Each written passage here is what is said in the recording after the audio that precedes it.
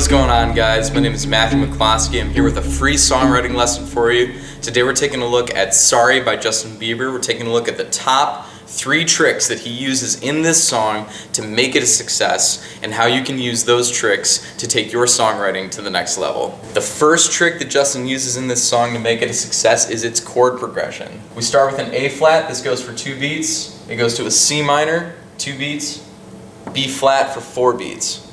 I really like this progression for a couple reasons. Most of them revolve around it being asymmetrical. What do I mean by that?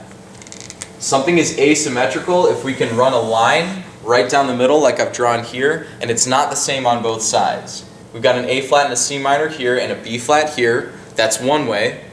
But the other way that's really important that a lot of songwriters miss is that Justin changes the rate at which he changes chords. On this side, he's changing chords once every 2 beats.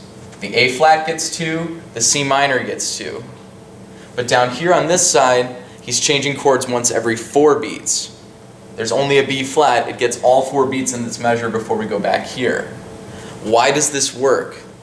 Well, if the rate at which you were changing chords was consistent, it makes your song more predictable. It makes your song a lot more balanced. Let's say that there wasn't a C minor here, for example.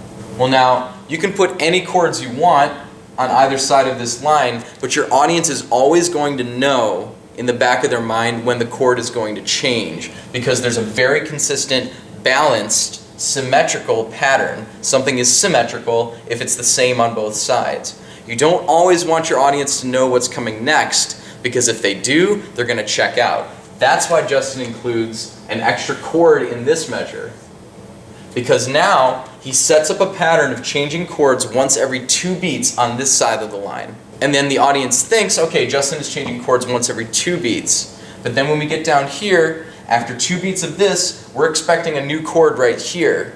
But Justin knows that, so he chooses not to give it to us, and that's what keeps us engaged. Asymmetry in your song is going to go a huge, long way towards making your song a success. Let's say that you really, really like this chord progression and you want to use it in your own music, but you don't want to use these chords. You can put these chords in another key and use them in a song that you write for yourself. How do you do that? You use the Nashville number system. There's a link in the description for a download that has helped me so much, and I want to share it with you guys. Go get that download if you want to know how to move progressions into other keys. It's going to be what I'm going to show you here. So remember earlier, we're in the key of E flat major. That's the first thing that we got to know. Once we know that, we can figure out what number each one of these chords is. So I already know this, so I'm just going to write the numbers down. In the key of E flat major, A flat is a 4, C minor is a minor 6, and B flat is a 5. Now that we know those numbers, we can take these numbers and put them in a new key. So let's say that we want to write in G major, for example. Well, now that we know these numbers, we can say, okay, in the key of G, 4 is a C, minor 6 is an E minor, and 5 is a D. You have a brand new chord progression now that you can use in your own music that's similar to Justin's, but not the exact same. And you know that this chord progression worked for Justin, so why not put it in a different key and use it for something in your music? That's a great way to take your songwriting to the next level. Go grab that download for the Nashville number system.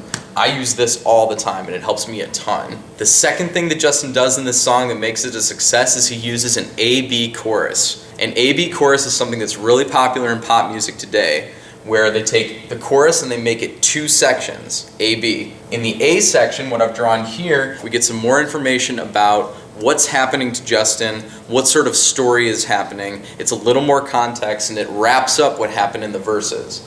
So right here, is it too late now to say sorry?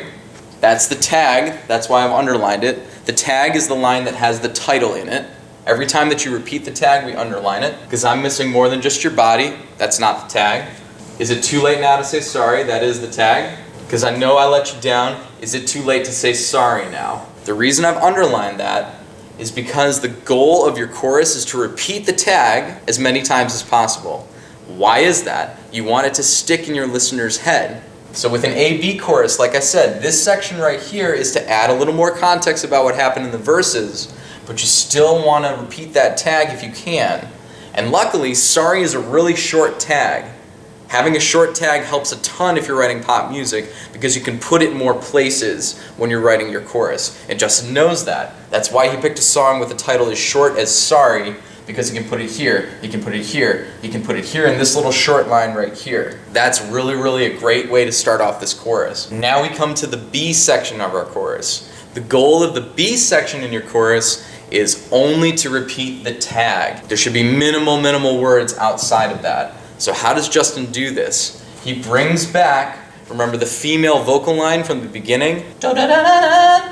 Sorry. This happens 3 lines in a row. We get tag, tag, tag. And then he wraps it up with, I know that I let you down. Is it too late to say sorry now? That's 4 more times that he's gotten through the tag. So you add that to your A section, and now you have 7 times repeating the tag. Having an A-B chorus opens the door to let you repeat your tag a little bit more. It makes it possible for you to make the song more sticky for your listeners, and that's what you want. If your song sticks in your listeners' heads, that's a good thing. The third thing that Justin does in this song to keep it fresh happens in how he goes from his first verse to his second verse. In the first verse, he just goes through this structure right here twice. There's not a whole lot of creative punches pulled. This is just very straight down the middle. Now, I already like this structure a lot because it's asymmetrical. Remember, asymmetry means you can split something down the middle and it's not the same on both sides. We've got 2 A's up here and an A and a B down here. It's not symmetrical. You gotta go and get angry at all of my honesty. You know I try, but I don't do too well with apology. Something, something, something, please call a referee because I just need one more shot at forgiveness. We're expecting another A down here. Justin knows that. To keep us engaged, he gives us a B. So that's already a really good structure. Once your audience has heard this structure in the first verse, if you don't change something up in the second verse, they're gonna just check out. They have no reason to listen to it because they've already heard something similar. But Justin knows that. So he does a couple really important things that keep this structure fresh in the second verse. First thing, and this is so clutch, use this in your music, he only goes through this section once. He cuts his second verse in half. Remember, first verse he goes through this twice, second verse he only goes through it once. That's, if you do nothing else with your second verse, make it half as long, because your audience already knows what it's like to be in your verse, so they don't need to spend as much time there. The second thing that he does is he mixes up his melody line. That's what you're expecting for most of these lines. But there's a point in the second verse, it's this third line right here, where he goes, I go, and then you go and spell the truth. He makes the melody line go higher, because if your audience is expecting one melody, and then you give them a slightly different one, it's still within the context, it still fits the verse, but it's different enough where your audience is like, oh, that's different, I better keep listening. You gotta keep things fresh. It's so important as a songwriter, you gotta keep things fresh. The last thing that I'm gonna point out, this is really important for dynamics, the overall loudness or softness of your song, and how that transitions from the verse into the chorus. The first time Justin transitions from the verse into the chorus, there's like that little, like there's a little synth in the background that kicks in and the volume goes up, which is good. You would expect the volume to go up into the chorus because normally the chorus is louder than the verses. So, but at the end of the second verse, Justin knows we're expecting him to get louder. We're expecting that same synth from before. He knows that we're expecting that little like synth line going into the chorus, and so he goes the opposite direction. He gets quiet at the end of the second verse. Can we both say the words, just forget this? And then he, is it too late now to say sorry?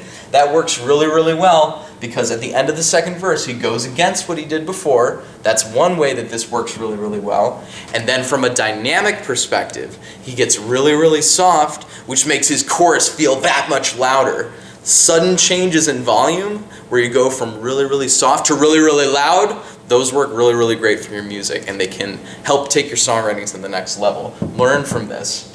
Learn from this. This is so important. Thanks for checking this free songwriting lesson out today. I hope that what I've explained here has made sense to you. If you have a question about something that I covered that you want to understand further, or if there was something that I didn't cover that you want to understand a little bit better, send me a comment. I read everything that you guys send to me. I'm here to help. I want to make sure that you can take your songwriting to the next level. Please like this video, subscribe to my channel for more videos like this in the future. And if you have ideas about songs that you think are written really well, or artists that you want me to analyze, send me those in the comments section as well. I'll be happy to take a look. And go get that download of the Nashville number system. That's going to help you so much in your songwriting career. It's helped me a ton, and I know it can do the same for you. My name is Matthew McCloskey. Thanks again for checking this lesson out, and I will see you guys next time.